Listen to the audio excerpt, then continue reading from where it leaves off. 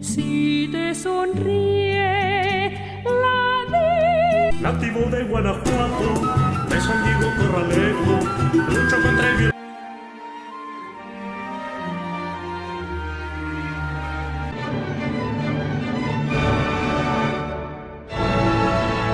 20 de agosto funesto.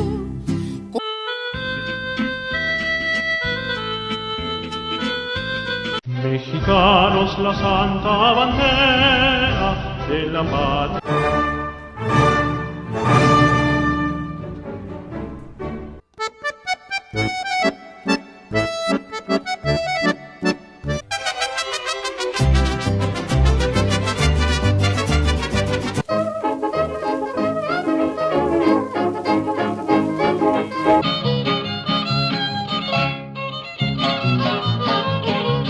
Mira, Bartola, ahí te dejo esos 2 pesos.